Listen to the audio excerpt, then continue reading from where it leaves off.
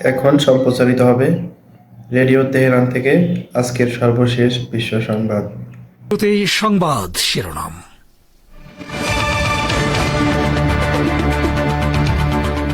বাণিজ্যিক লেনদেনে ডলারের ব্যবহারের বন্ধের উপর আবারও জোর দিয়েছেন ইরানের সর্বোচ্চ নেতা আয়াতুল্লাহ খামেনি। হুথি আনসারুল্লাহকে বিদেশি সন্ত্রাসী সংগঠন হিসেবে চিহ্নিত করলেন ট্রাম্প। আনসারুল্লাহ আন্দোলনের তীব্র প্রতিক্রিয়া। বাংলাদেশের চুরি যাওয়া বিপুল অর্থ ফিরিয়ে আনতে বিদেশিদের সমর্থন চেয়েছেন প্রধান উপদেষ্টা ডক্টর মোহাম্মদ ইউনূস। এবং ডোনাল্ড ট্রাম্প সালমানের ফোনালাপ, আমেরিকায় ৬০,০০০ কোটি ডলার বিনিয়োগের প্রস্তাব দিয়েছে সৌদি আরব।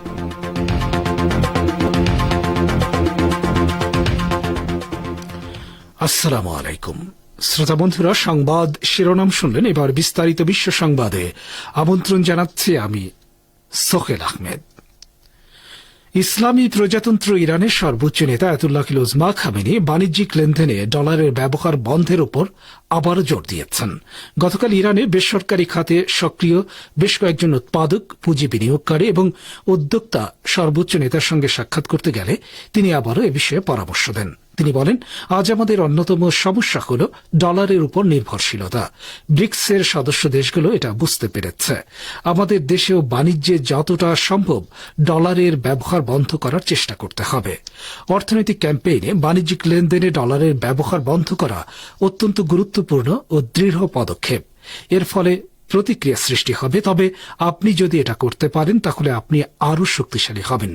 ইরানের সর্বোচ্চ নেতা বলেন, নিষেধাজ্ঞায় আক্রান্ত যে কোনো দেশের দায়িত্ব হল অভ্যন্তরীণ সক্ষমতার উপর যতটা সম্ভব মনোযোগ দেয়া, সেই সক্ষমতার উপর গুরুত্ব আরোপ করা এবং সেগুলোকে কাজে লাগানো।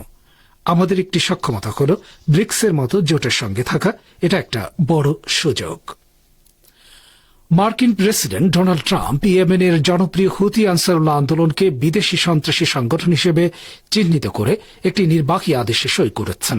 গাজা যুদ্ধে ফিলিস্তিনের পক্ষে সামরিক ভূমিকা রাখায় আনসারুল্লাহ যখন ব্যাপকভাবে প্রশংসিত হচ্ছে, তখন ডোনাল্ড ট্রাম্প তার নির্বাহী আদেশে সই করেন। ট্রাম্পের নির্বাহী আদেশে বলা হয়েছে, হুতিদের কর্মকাণ্ড মধ্যপ্রাচ্যে আমেরিকার বেসামরিক নাগরিকদের নিরাপত্তার জন্য হুমকি তৈরি করেছে। সেই সঙ্গে মধ্যপ্রাচ্যে কর্মরত ব্যক্তিদের নিরাপত্তা, আমাদের নিকটতম আঞ্চলিক অংশীদারদের নিরাপত্তা এবং বৈশ্বিক সামুদ্রিক বাণিজ্যের স্থিতিশীলতাকে হুমকির মুখে ফেলেছে।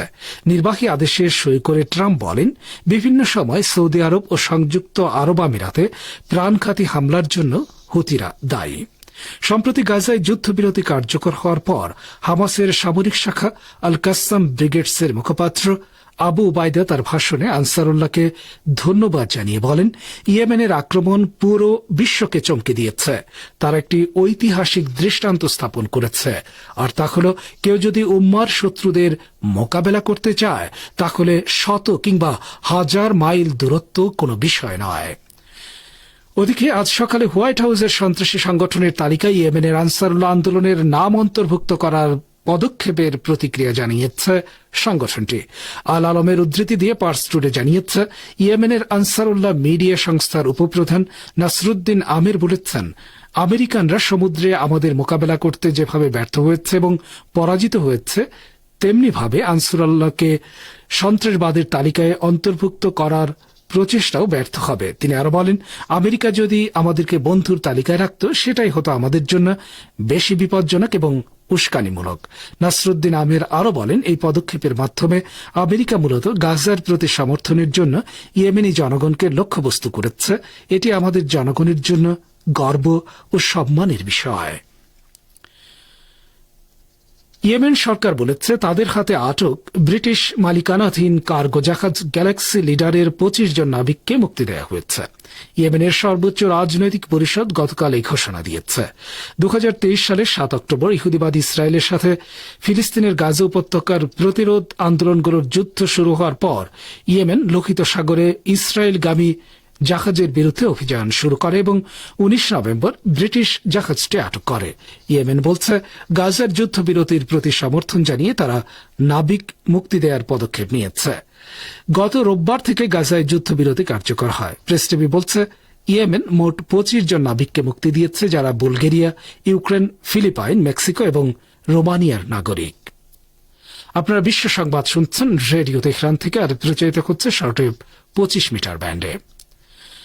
বাংলাদেশের শত শত বিলিয়ন চুরি যাওয়া অর্থ ফিরিয়ে আনতে বিদেশি বন্ধুদের সমর্থন চেয়েছেন অন্তর্বর্তী সরকারের প্রধান উপদেষ্টা অধ্যাপক ড মোহাম্মদ ইউনূস।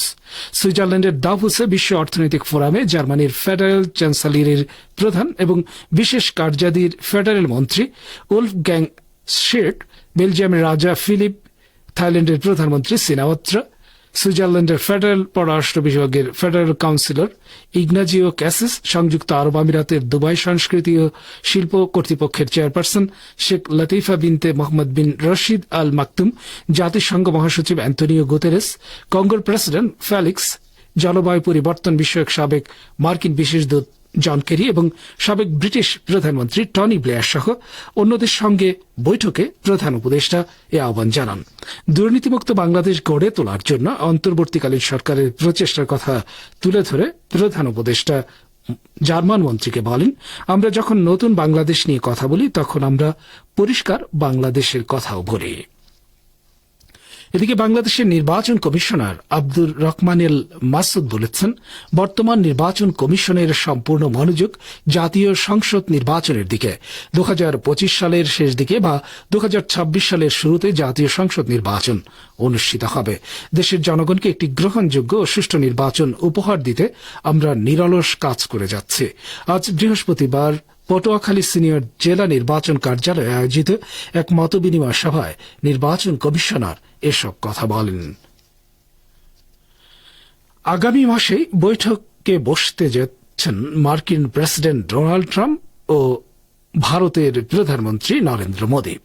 সোমবার আমেরিকার 47তম প্রেসিডেন্ট হিসেবে শপথ নিয়েছেন ট্রাম্প। সেই অনুষ্ঠানে উপস্থিত ছিলেন পররাষ্ট্রমন্ত্রী এস জয়শঙ্কর। প্রশ্ন উঠেছিল, কেন বন্ধুর শপথে নেই মোদী, কিন্তু ফেব্রুয়ারিতেই মুখোমুখি হতে পারেন এই দুই নেতা। জানা যাচ্ছে ওয়াশিংটনে তাদের একটি বৈঠকের পরিকল্পনা করছেন দুই দেশের কূটনীতিকরা। মার্কিন প্রশাসনে পালা বদলের এই মুহূর্তে দুই রাষ্ট্রনেতার মধ্যে আলোচনা অত্যন্ত জরুরি বলেই মনে করছে কেউ কেউ।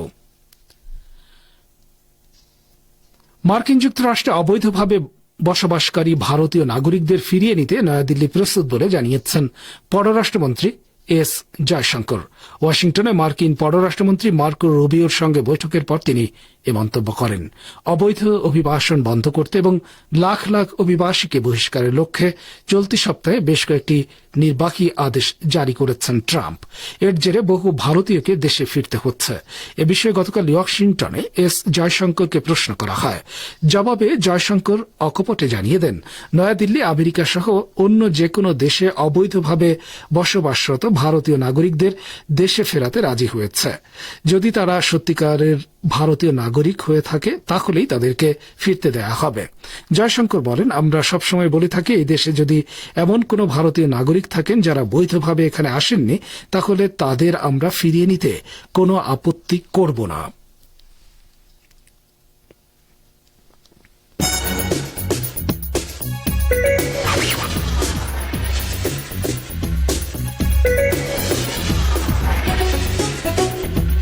রেডিও তেহরান, খবরের সঙ্গে 24 ঘন্টা। ভিজিট করুন আমাদের ওয়েবসাইট parstoday.ir/dn।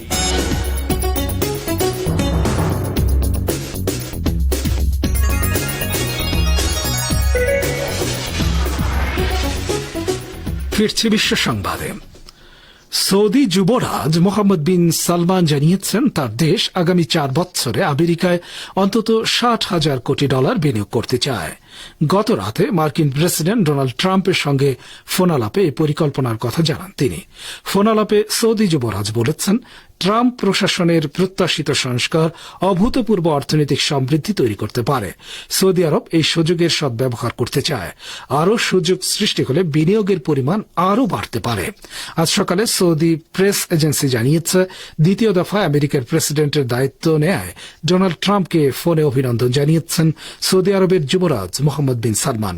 মার্কিন প্রেসিডেন্টের কার্যালয়ে ফিরে আসার জন্য ট্রাম্পকে নিজের এবং রাজা সালমানের পক্ষ থেকে অভিনন্দন জানান তিনি। বিন সালমান বলেন, সৌদি নেতারা আমেরিকার জনগণের আরও অগ্রগতি ও সমৃদ্ধি কামনা করেন। এ সময় ট্রাম্প রাজা সালমান ও যুবরাজকে ধন্যবাদ জানান এবং উভয় দেশের সাধারণ স্বার্থে কাজ করতে আগ্রহ প্রকাশ করেন। ফিলিস্তিনের অবরুদ্ধ গাজা উপত্যকার বিভিন্ন ধ্বংসস্তূপের নিচ থেকে এ পর্যন্ত 200 ব্যক্তির মৃতদেহ উদ্ধার করা হয়েছে। ফিলিস্তিনের সিভিল ডিফেন্স এজেন্সি গতকাল এ তথ্য জানিয়েছে।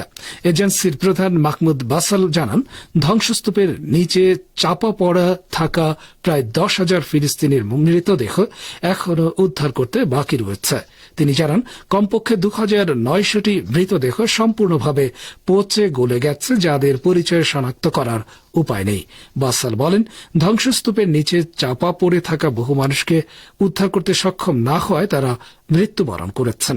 উদ্ধারকারী দলগুলো জটিল পরিস্থিতির মধ্যে সময়মতো তাদের কাছে পৌঁছাতে পারেনি। তিনি বলেন, উদ্ধারকারী দলগুলো ধ্বংসস্তূপের নিচে আটকা পড়া আহত নাগরিকদের কাছ থেকে প্রতিদিন দুর্দশার ফোন পেত। তিনি আরো বলেন, ইসরায়েলি বর্বর বাহিনী, অ্যাম্বুলেন্স এবং তাদের কর্মীদের লক্ষ্যবস্তু করার কারণে উদ্ধারকারী দলগুলো বিপদের ফোনে সাড়া দিতে পারেনি। মার্কিন প্রেসিডেন্ট ডোনাল্ড ট্রাম্প রাশিয়ার উপর আবারও নিষেধাজ্ঞা আরোপের হুমকি দিয়েছেন। তিনি বলেছেন, মস্কো যদি ইউক্রেনের সাথে যুদ্ধবিরতি চুক্তিতে রাজি না হয়, তাহলে রাশিয়া থেকে আমদানি করা পণ্যের উপর শুল্ক বাড়ানো হবে এবং নিষেধাজ্ঞা আরোপ করা হবে। গতকাল ট্রাম্প তার নিজের সামাজিক মাধ্যম সোশ্যাল ট্রুথে দেয়া এক পোস্টে বলেন, আমরা যদি শিগগিরই চুক্তি করতে না পারি, তাহলে রাশিয়া এবং অন্য কিছু দেশ যারা এই যুদ্ধে জড়িত তাদের থেকে আমদানি করা পণ্যের উপর উচ্চমাত্রার ট্যাক্স, ট্যারিফ এবং নিষেধাজ্ঞা আরোপ করা ছাড়া বিকল্প থাকবে না। ডোনাল্ড ট্রাম্প ইউক্রেন যুদ্ধে আরও কিছু জড়িত দেশের কথা বললেও তিনি পরিষ্কার করেননি কোন কোন দেশ ইউক্রেন যুদ্ধে জড়িত রয়েছে। শ্রোতা বন্ধুরা, বিশ্ব সংবাদে এই ছিল আমাদের সর্বশেষ আয়োজন। সঙ্গে থাকার জন্য আপনাদের সবাইকে অসংখ্য ধন্যবাদ। দৃষ্টিপাতে গাজা যুদ্ধে ফিলিস্তিনিদের বিজয়ের কথা উল্লেখ করে ইরানের সর্বোচ্চ নেতা বলেছেন, যেমনটি বলেছি এর আগেই, প্রতিরোধ সংগ্রাম জীবিত আছে এবং জীবিত থাকবে। গাজার অধিবাসীরা পর্বতের মতো অটল অবস্থানে দাঁড়িয়ে আছেন বলেও মন্তব্য করেন তিনি। এ সম্পর্কে আজকের দৃষ্টিপাতে রয়েছে আমাদের ভাষ্যকারের পর্যালোচনা। পড়ে শোনাচ্ছেন রেজওয়ান হোসেন। ফিলিস্তিনিদের প্রশংসা করে ইরানের সর্বোচ্চ নেতা আয়াতুল্লাহিল উজমা খামেনি বলেছেন, যেমনটি বলেছি, প্রতিরোধ সংগ্রাম জীবিত আছে এবং জীবিত থাকবে। গাজা জয়লাভ করেছে। ইরানে বেসরকারি খাতে সক্রিয় বেশ কয়েকজন উৎপাদক, পুঁজি বিনিয়োগকারী এবং উদ্যোক্তা গতকাল সর্বোচ্চ নেতার সঙ্গে দেখা করতে গেলে তিনি এই মন্তব্য করেন। সর্বোচ্চ নেতা আরো বলেন, বিশ্বের সবার চোখের সামনে গাজায় যা ঘটছে তা রূপকথার মতো। মার্কিন যুক্তরাষ্ট্রের মতো বিশাল যুদ্ধ মেশিন রক্তপিপাসু ইহুদিবাদী ইসরায়েলকে সহায়তা দিয়ে 15 মাসের বেশি সময়ে 15,000 শিশুকে হত্যা করতে দ্বিধা করেনি এবং এই নৃশংস রেজিমকে বাংকার বিধ্বংসী বোমা সরবরাহ করেছে, যাতে শিশুদের ঘরবাড়ি ও হাসপাতাল ধ্বংস করতে পারে। এটা যদি ইতিহাসে লেখা থাকতো তাহলে আমরা অবশ্যই তা বিশ্বাস করতাম, কিন্তু আজ তা আমাদের চোখের সামনে ঘটেছে। আয়াতুল্লাহ খামেনি বলেন, আমেরিকা ইহুদিবাদী ইসরায়েলকে তার সমস্ত সুযোগ সুবিধা ও শক্তি সামর্থ্য দিয়ে সহযোগিতা করেছে। তারা এটা না করলে প্রথম সপ্তাহেই ইহুদিবাদী ইসরায়েল নতজানু হতে বাধ্য হতো। নিষ্ঠুর ও নৃশংস ইহুদিবাদী ইসরায়েল সেই হামাসের সাথে আলোচনার টেবিলে বসেছে, যেটাকে তারা ধ্বংস করতে চেয়েছিল, এবং যুদ্ধবিরতি বাস্তবায়নের জন্য তাদের শর্তগুলো মেনে নিয়েছে। এটাকেই আমরা বলি প্রতিরোধ জীবন্ত। আয়াতুল্লাহিল উজমা খামেনি বলেন, এটি ঐশী রীতি, যেখানেই আল্লাহর সৎ বান্দারা প্রতিরোধ করবে সেখানেই তারা নিশ্চিতভাবে বিজয় অর্জন করবে। ইরান দুর্বল হয়ে পড়ছে বলে যারা ভ্রান্ত ও কাল্পনিক কথা বলছে তাদের উদ্দেশ্যে তিনি বলেন, ভবিষ্যৎ বলে দেবে কে দুর্বল হয়ে পড়েছে। ঠিক যেমন সাদ্দাম ইরানের দুর্বল হওয়ার ধারণা নিয়ে আক্রমণ শুরু করেছিলেন, রিগানও একই ধারণা নিয়ে একই কাজ করেছিলেন। তিনি তাকে অনেক সাহায্য করেছিলেন, কিন্তু অবশেষে সেই দুজন এবং আরো কয়েক ডজন বিভ্রান্ত মানুষ তা বুঝতে পেরেছিল। ইসলামী প্রজাতন্ত্র দিন দিন ক্রমেই উন্নতি সাধন করছে। আল্লাহর রহমতে তা পুনরাবৃত্তিযোগ্য।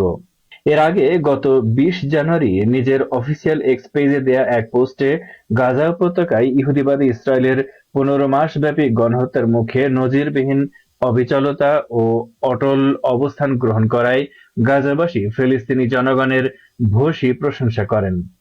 গাজা যুদ্ধে ফিলিস্তিনিদের বিজয় এবং দখলদার ইসরায়েলকে হামাসের সঙ্গে যুদ্ধবিরতি মেনে নিতে বাধ্য করা উপলক্ষে ওই এক্সপোস্ট প্রকাশিত হয়। ফিলিস্তিনের ইসলামী প্রতিরোধ আন্দোলন হামাস সাম্প্রতিক সময়ে ইসরায়েলি বাহিনীর বিরুদ্ধে বড় ধরনের বেশ কিছু অভিযান চালিয়ে কয়েক ডজন দখলদার সেনাকে হত্যা করার পর যুদ্ধবিরতি মেনে নেয় তেল আবিব। আয়াতুল্লাহিল উজমা খামেনির এক্সপোস্টে বলা হয়, গাজার অধিবাসীরা পর্বতের মতো অটল অবস্থানে দাঁড়িয়ে আছেন। এতে আরো বলা হয়, ইয়াহিয়া সিনওয়ারের মতো প্রভাবশালী নেতাদের হারানো সত্ত্বেও প্রতিরোধ ফ্রন্ট এক মুহূর্তের জন্য থেমে যাবে না। গাজায় হামাসের শীর্ষ নেতা ইয়াহিয়া সিনওয়ার গত বছরের 16 অক্টোবর দক্ষিণ গাজায় আগ্রাসী ইসরায়েলি বাহিনীর বিরুদ্ধে লড়াই করতে করতে শহীদ হয়ে যান। এরপর হামাসের প্রতিরোধ যুদ্ধে ভাটা পড়ার পরিবর্তে ইসরায়েল বিরোধী যুদ্ধ আরো চাঙ্গা হয়ে উঠেছিল। ইরানের সর্বোচ্চ নেতার এক্সপোস্টের শেষে বলা হয়েছে, হামাস বেঁচে আছে এবং বেঁচে থাকবে অবিরাম। আয়াতুল্লাহ খামেনির এক্সপোস্টে গাজায় যুদ্ধবিরতি ঘোষিত হওয়ার পর ফিলিস্তিনিদের উল্লাসের পাশাপাশি ইসরায়েলিদের বিরুদ্ধে প্রতিরোধ যোদ্ধাদের কিছু সফল অভিযানের ভিডিও সংযুক্ত করা হয়।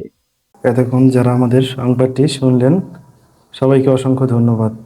আমাদের নিয়মিত ভিউয়ার যারা আছেন তাদের 82% ভিউয়ার্স এখনও আমাদের চ্যানেলটি সাবস্ক্রাইব করেননি।